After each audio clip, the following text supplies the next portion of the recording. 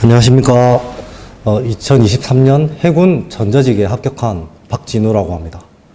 우선 제가 군무원 임용시험을 처음 준비하게 됐던 이유가 이제 작년에 학원에 다녀서 군무원으로 임용이 된 친구를 통해서 이 학원을 처음 알게 돼가지고 등록을 해서 다니게 되었습니다.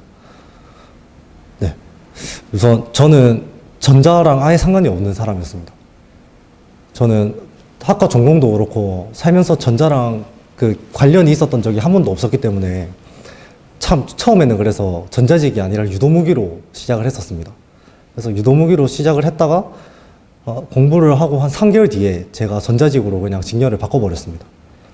우선 왜냐하면은 일단 학원에서 크게 국어, 전자공학, 전자회로 요 3가지 과목을 시험을 쳐야 되는데 학원에서 모든 과목 전부 다 기초부터 차근차근 다 알려주는 체계가 잘 잡혀 있었어서 해볼만 하다 싶어서 그렇게 전공을 바꿔서 전자직으로 최종 합격을 하게 되었습니다. 우선 첫 번째로 국어는 여기 학원 원장 선생님이 기초국어 수업을 해주시는데 워낙 그 기초 그 책으로 따로 그 정리하신 책이 있는데 그것도 저한테 많은 도움이 됐던 것 같고요. 특히 여기 수업해 주시는 예인영 국어 교수님이 계시는데 그분 강의가 정말 장난 아니었습니다. 그분 강의를 그냥 처음부터 끝까지 한번 들으면 비전공자도 그냥 가뿐하게 한 60점은 그냥 받고 들어가는 것 같습니다.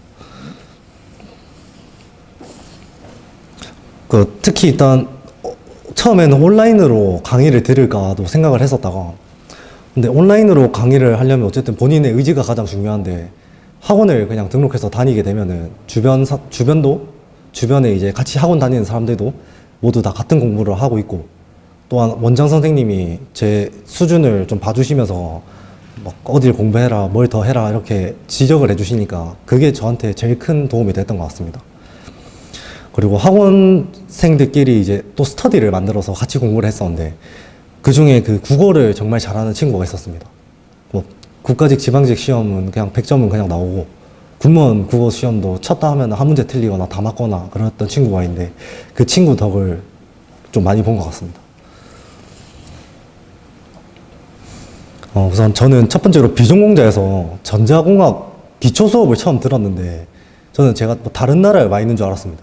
뭐라 얘기하시는 것도 뭐라고 하시는지 다 못 알아듣겠고 처음엔 그렇게 했었는데 이제 학원에서 수업해 주시는 수업 내용이 크게 기초가 있고 그리고 또 완전 기초가 있고 그리고 기본 수업이 있고 그리고 또 심화 수업이 따로 있습니다. 이 4개 다 학원을 6개월 이상 다니면은 차근차근 하나하나씩 배워 나가실 거니까 전자공학을 공부하는 데는 큰 무리는 없을 거라고 생각합니다. 우선 제일 첫 번째로 완전 기초는 그 학원의 김태현 박사님이라고 계시는데 그분이 저희 학원 홈페이지에 전자 기초 강의를 올려주시는 게 있습니다. 그 강의에 이제 내용이 막 좀 처음 들으면 이해가 어려운 교류 파트라던가 아니면 뭐 연산증폭기 부분 그런 것들을 설명을 쫙 풀어서 쉽게 해주셔가지고 처음에 기초를 딱 잡는데 제일 도움이 많이 됐던 것 같습니다. 그리고 기본 전자와 심화전자 공학 수업이 있었는데 이것은 지금 현재 교수님으로 재직 중이신 김기환 교수님이 수업을 직접 해주셨습니다. 이제 기본 전자공학은 일반 전자공학에서 나오는 문제들과 겹치는 부분이 좀 많았고 심화전자공학은 제가 생각했을 때는 전자회로랑 좀 겹치는 부분이 많았다고 생각이 듭니다. 그렇기 때문에 전자공학 수업만으로도 전자회로를 쳤을 때 전자공학의 내용을 다 이해하고 있다면 전자회로도 한 60점 정도는 나온다고 생각합니다. 저는. 이제 특히 증폭기 부분은 그냥 달달 외우는 거라서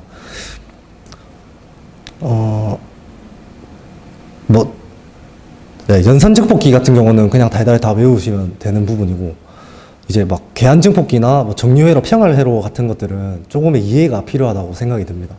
하지만 그런 것도 학원 수업을 들으면은 자동적으로 다 외워지게 돼 있으니까 학원을 통해서 공부를 하면은 남들보다는 더 나은 성적으로 아마 합격을 할 수 있지 않을까 생각합니다. 그리고 막 선형 회로망의 뭐 중첩의 원리, 그리고 태분한의 원리, 그리고 노트 내 정리, 그런 것들 또 설명을 김기환 교수님이 다 잘 해주십니다. 완벽하게. 그래서 따로 필기해놨다가 집 가서 외우고 또 문제도 풀어보고 그런 식으로 공부하시는 게 아마 도움이 많이 됐던 것 같습니다. 그래서 저는 평소에는 수업 전에는 수업 내용을 아예 모르고 들어갔습니다. 그리고 수업을 듣고 처음 학원에 다녔을 때 1, 2개월 정도는 복습을 아예 안 했습니다. 그냥 학원에 왔을 때만 책을 펴고 집 가서는 책을 닫고 했었는데 한 1월 달쯤 자격증 가산점이 있어서 그 자격증을 준비하면서 이제 제가 본격적으로 공부를 하기 시작했었는데 수업 듣고 그날 배운 내용은 꼭 집 가서 다시 한 번 더 봤던 것 같습니다.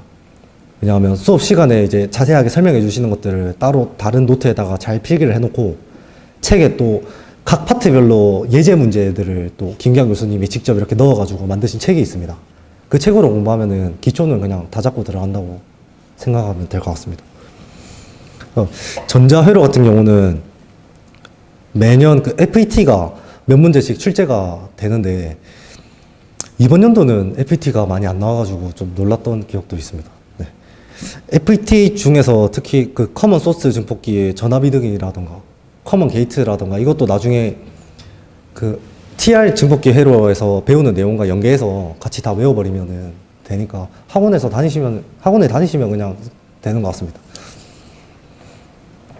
또 그리고 FET는 일반 TR과는 좀 해석하는 방식이 달라서 그거는 그 심화 수업에서 따로 다뤄주시진 않습니다. 그런데 아까 그 기초 수업으로 강의를 올려주신다는 그 김태현 박사님이 FET만 따로 정리를 해서 올려주신 강의가 있는데 처음에 공부를 할 때는 그게 정말 저한테 많이 도움이 됐습니다.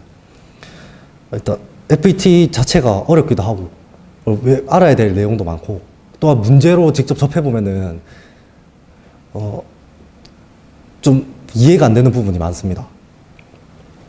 그리고 내년부터는 FET 내용을 좀 더 추가해서 더 많은 내용을 학원에서 배워갈 수 있게끔 동영상도 더 많이 올려주신다 하셨으니 아마 도움이 많이 될 거라고 생각합니다.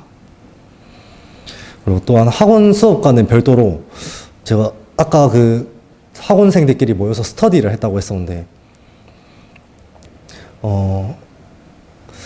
그 스터디는 그냥 전자공학 같은 경우는 그냥 문제 꼭 알아야 되는 원리나 그런 것들이 포함된 문제를 각자 찾아와서 풀어보고 풀이도 해보고 또한 국어 같은 경우는 뭐 기출 변형 모의고사라든가 그런 것들을 계속 풀면서 또 풀이도 하고 이런 식으로 공부를 했었습니다.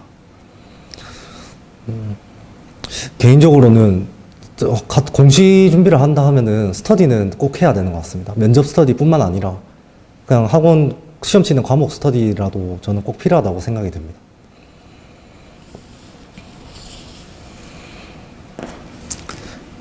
그리고 지금 이 학원에서는 3월부터 문제풀이 수업이 있습니다. 매달 모의고사식으로 해서 그 13회에서 한 15회 정도로 모의고사를 풀게 되는데 6월까지 문제풀이 수업이 진행되니까 한 400에서 500문제 정도를 수업 들으면서 또한 그 풀이까지 전부 다 해주시면서 수업이 진행이 되니까 뭐 쉬운 문제든 어려운 문제든 다양하게 공부할 수 있어서 공부에 많이 도움이 됐던 것 같습니다. 그뿐 아니라 저는 이제 시중에서 따로 그 기출 문제들을 전부 모아놓은 그 전자공학 및 그 어쨌든 기출 문제 모아놓은 그 교재가 있는데 그 교재가 두꺼운 게 한 3권 정도 되는데 그거를 처음부터 끝까지 전부 다 풀어봤습니다. 물론 그 중에는 5급 문제도 있고 7급 문제도 있어서 9급 전자직을 지원하시는 분들은 굳이 안 봐도 되긴 하지만 저 같은 경우는 더 봤습니다. 그렇게 다 풀고 나니까 이제 그냥 문제만 보면은 뭘 묻는 건지도 알겠고 제가 문제를 낼 수 있을 정도의 수준까지 올랐다고 생각합니다. 또 성적은 그냥 많이 앉아 있는 만큼 나온다고 생각합니다. 학원에서는 1월부터 모의고사를 실시하는데 문제가 정말 좋습니다. 제가 다른 학원 모의고사도 살짝 빼돌려서 이렇게 보고도 하긴 했었는데 실제적으로 시험을 직접 봤을 때 그 모의고사에서 다 봤던 문제들이 또 시험에 나오는 것도 있었고 그리고 또 뭐 학원 모의고사를 치면은 또 성적이 그 대자보가 붙어버립니다. 게시판에. 그럼 그걸 보면서 좀 약간 이제 자극도 되기도 하고 그렇게 해서 그런 식으로 공부를 하면 좋을 것 같습니다. 제가 모의고사 학원에서 실시하는 모의고사를 처음에 전자공학 전자회로 2월 달에 처음 쳤었는데 그때 점수가 50점대가 나왔었습니다. 평균 점수도 50점대가 나왔었고 그리고 6월에는 90점대가 나왔고 실제 시험에서는 90점 가까이 받았습니다. 그 또한 이제 그 유도무기면 유도무기, 총포면 총포, 그리고 전자직이면 전자직 이렇게 가산점을 또 따로 받을 수 있는 자격증들이 있는데 그런 자격증들도 학원에서 또 다 따로 수업을 다 해주시니까 학원 수업만 잘 따라가면 그냥 가산점 3점이나 5점이나는 그냥 받고 들어갈 수 있다고 있는 것 같습니다. 그리고 마지막으로 필기를 최종 합격하고 그리고 면접이 있었는데 제가 면접도 학원에서 면접 특강을 들었었습니다. 면접을 학원에서 준비하게 되면은 면접을 같이 보는 학생들과 그 원장님이 스터디를 만들어 주셔서 그 스터디원들끼리 뭐 공통 질문이면 공통 질문, 전공 질문이면 전공 질문 같은 거를 따로 싹 정리를 해서 저희끼리 말해보고 발표하고 또 그리고 원장님이 직접 모의 면접도 봐주시고 또 학원에서 국어 수업을 해주시는 예인영 교수님이 직접 또 오셔서 모의 면접도 봐주시고 하면서 피드백을 많이 받았었습니다. 그렇게 1대1로 모의 면접이 진행되기 때문에 이게 실전에서는 정말 큰 도움이 됐습니다. 막 많이 처음에는 말도 잘 안 나오고 카메라 앞에 아니지 그 면접 보시는 그 분들 앞에 앉았을 때도 좀 얼고 이랬는데 학원에서 계속 모의 면접을 보고 하니까 실제로 면접을 보러 갔을 때 하나도 안 떨렸던 것 같습니다. 그리고 학원생들 모두가 다 합격했다고 들었습니다. 그 합격한 데는 다 이유가 있지 않을까라는 생각도 들고 그냥 뭐부터 해야 되는지 모르겠으면은 그냥 학원에 등록하시면 됩니다. 저는 그렇게 생각합니다.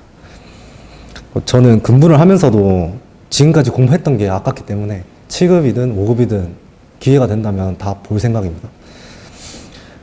마지막으로 학원 선생님들과 그리고 면접 같이 준비했던 우리 조원들 그리고 실장님 전부 모두에게 감사드립니다. 감사합니다.